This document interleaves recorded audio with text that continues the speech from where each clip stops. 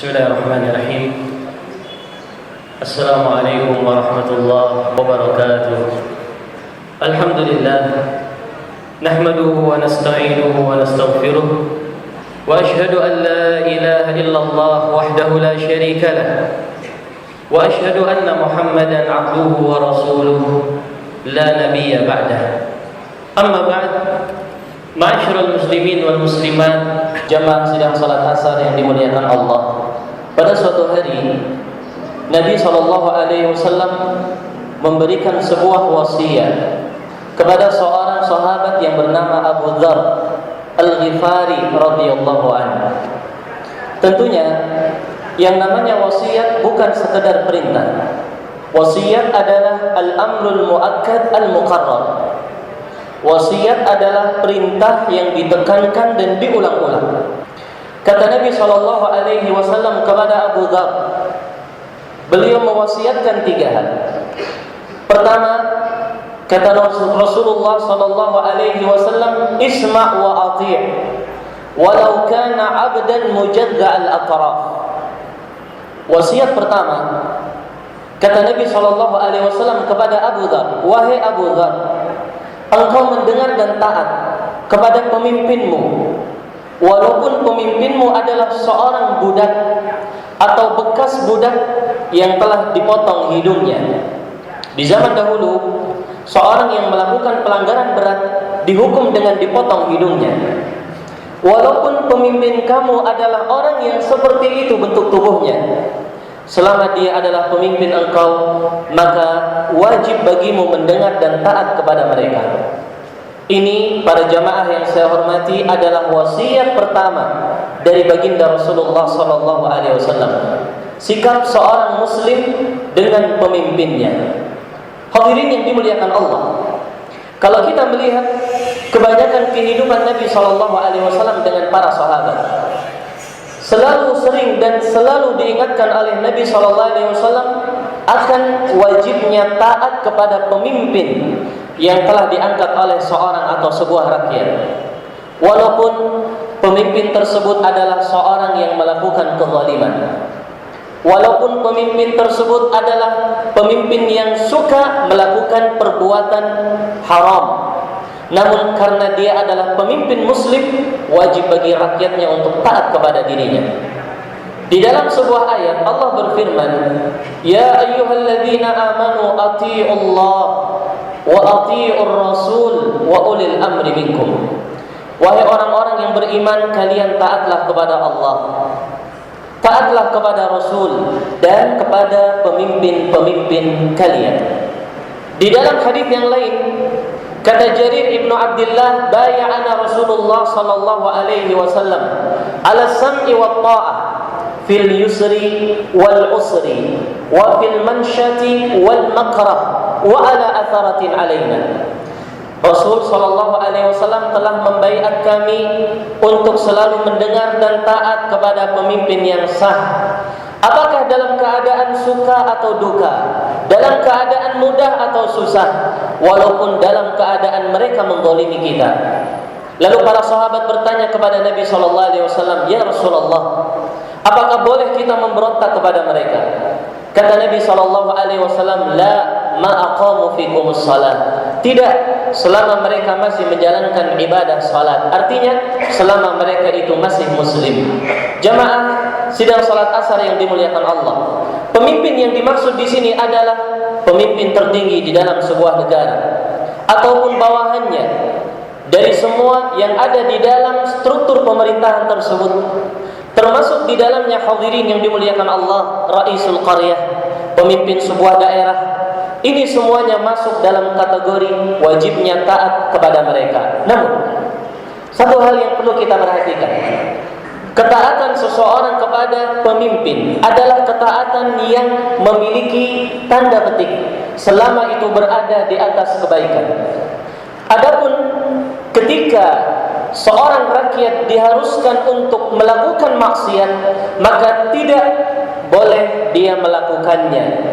Namun bukan berarti dia menjelekkan pemerintahnya, tetap dia muliakan tetapi tidak mengikuti di dalam perbuatan yang haram tersebut. Kata Nabi SAW, la ta'ata li makhluqin fi ma'siyatil khaliq. Jangan engkau taat kepada makhluk apa saja dia, kalau dia bermaksiat kepada Allah. Innama ta'atu fil makruh. Ketaatan adalah di dalam perkara yang baik. Saya sebutkan sebuah kisah yang singkat. Kisah yang terjadi kepada Al-Imam Ahmad rahimahullah di zaman Daulah Abbasiyah. Waktu itu khalifah yang ada di kala itu bernama Khalifah Al-Ma'mun. Al-Ma'mun ini mewajibkan kepada seluruh rakyatnya untuk meyakini bahwa Al-Quran itu bukan ucapan Allah tetapi makhluk. Subhanallah. Bahkan dia tidak tanggung-tanggung memenjarakan, membunuh dan mencambuk rakyat yang tidak mau menyatakan pendapat kufur tersebut. Al-Imam Ahmad rahimahullah ta'ala, beliau tegar, beliau dipaksa, bahkan beliau dipenjara para jamaah, beliau dicambuk. Yang kata Al-Gojonya, seandainya cambuk itu dicambukkan kepada onta, maka akan patah tulang punggung onta dari cambukan tersebut. Tetapi Al-Imam Ahmad dicambuk pingsan, sadar, dicambuk lagi pingsan. Subhanallah. Tetapi Al-Imam Ahmad tidak mau untuk mengatakan ucapan kufur, tidak mau mengatakan ucapan maksiat, walaupun khalifah yang menyuruh di kala itu. Di sisi lain, ketika rakyat kaum muslimin mendorong Imam Ahmad untuk memberontak kepada penguasanya, Al-Imam Ahmad mengatakan, la tasyukku asat ta'ah. Jangan engkau pecahkan tongkat ketaatan kepada pemimpin kalian. Subhanallah. Ini adalah sikap yang adil yang mesti dilakukan oleh seorang muslim. Wasiat yang kedua yang dikatakan oleh Nabi SAW, idza tabakhta maraqatan fa'akthir ma'aha, thumma anzur ila jiranik fa'asibhum minhu bima'ruf. Artinya, seandainya engkau memasak maraq, maraq adalah masakan yang diambil atau bahan intinya adalah daging. Apakah daging kambing, daging onta, atau daging sapi. Orang Arab, mereka makanan favorit dan spesial mereka adalah maraq. Maraq, daging kambing, ditaruh air, garam, kari, kemudian direbus sampai mendidih. Lalu mereka makan seperti itu. Pesan Nabi SAW, engkau kalau memasak maraq, banyakilah airnya. Wa ta'ahad jiranak, lalu bagilah kepada tetangga-tetangga kamu. Kata Nabi SAW, lihat tetangga kamu, bagikan kalian dengan maraq itu, air kuah itu sedikit untuk mereka merasakan masakanmu.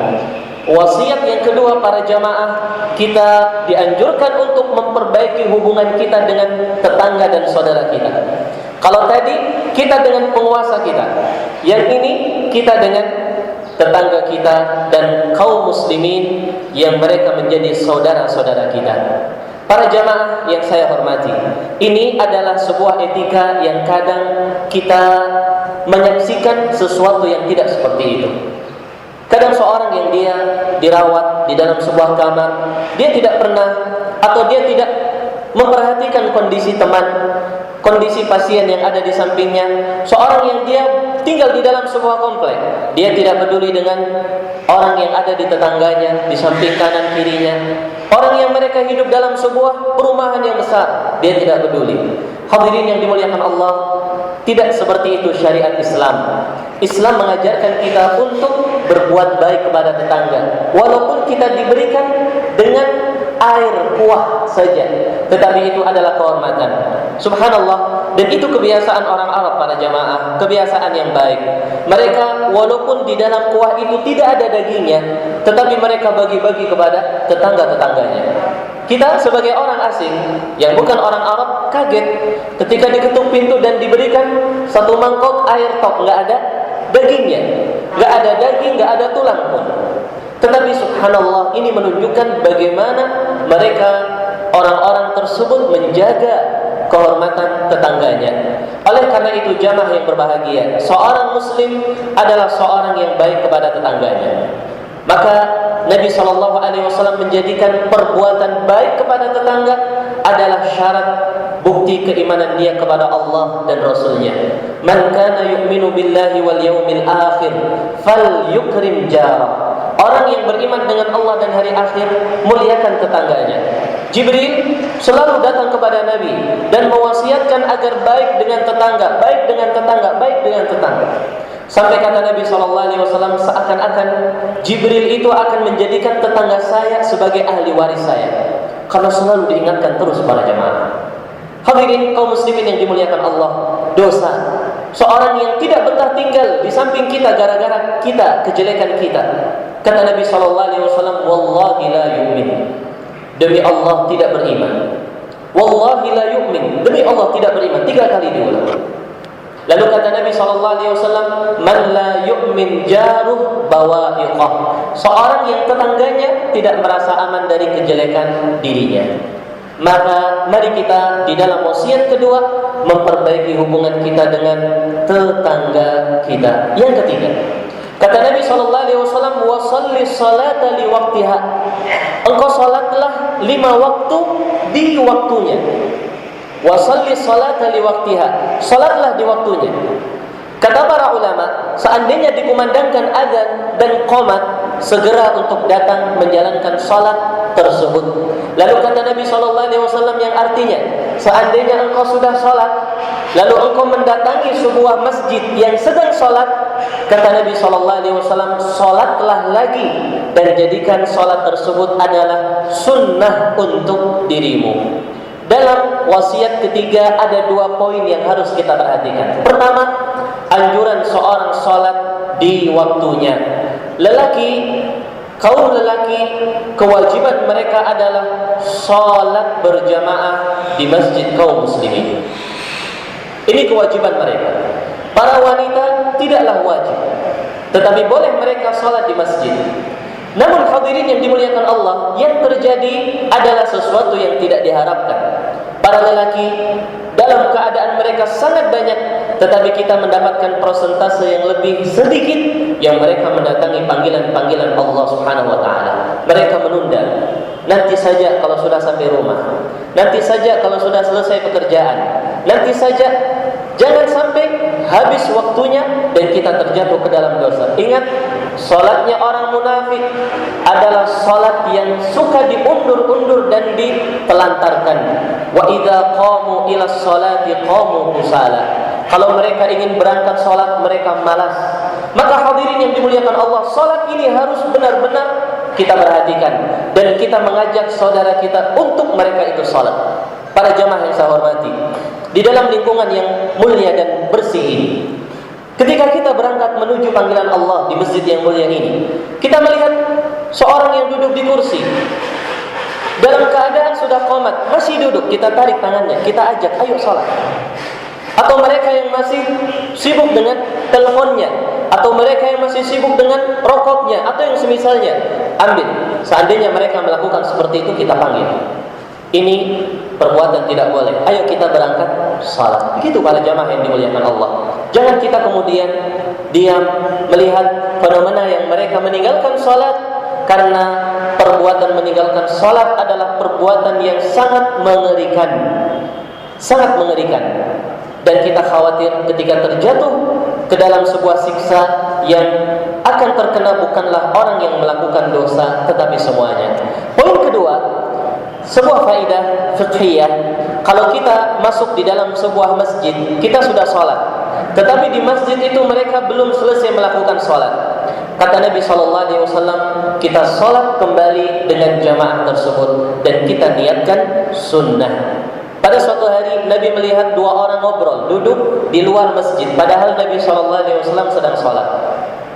Kata Nabi SAW, ya fulan, ma laka la tusalli ma'ana. Ya fulan, kenapa kamu enggak salat dengan kami? Dia mengatakan, qad shallaina fi rihalina ya Rasulullah, kita sudah salat di kampung kami. Kata Nabi SAW, kalau kamu datang ke masjid dan mereka sedang salat, salat bersama dengan mereka. Dan jadikan salat yang kamu lakukan kedua kali adalah salat sunnah. Ini adab. Ya, daripada kita ngobrol di luar, kita sudah salat di masjid kita. Misalkan saya ingin janjian dengan teman di masjid ini, sampai sini orang lagi pada salat, bukan kita duduk di luar ngobrol, tidak, kita salat kembali. Kalau kita tidak mau sholat, jangan kita masuk masjid. Kita berdiri di luar, kita tunggu di mobil, di tempat parkir atau yang semisalnya. Tetapi kalau masuk masjid, ke lingkungan masjid, ke teras masjid, kita dianjurkan untuk sholat. Dan ini adalah adab seorang yang dia mendatangi masjid. Hadirin yang dimuliakan Allah, 3 wasiat itu diriwayatkan oleh Al-Imam Abu Dawud dan disahihkan oleh Syekh Al-Albani rahimahullah. Semoga 3 wasiat tersebut bisa memberikan kepada kita faedah tambahan ilmu agama untuk taat menjadi seorang rakyat yang baik, untuk kemudian menjadi seorang tetangga yang baik, dan menjadi seorang hamba Allah yang baik, yang mereka menjaga salat mereka pada waktunya. Semoga yang sedikit ini bermanfaat untuk diri saya dan para jamaah semuanya. Wal ilmu indallah. Terima kasih atas segala perhatiannya. Mohon maaf atas kekurangannya. Subhanakallahumma wa bihamdik asyhadu an la ilaha illa anta astaghfiruka wa atubu ilaik. Wassalamu alaikum warahmatullahi wabarakatuh.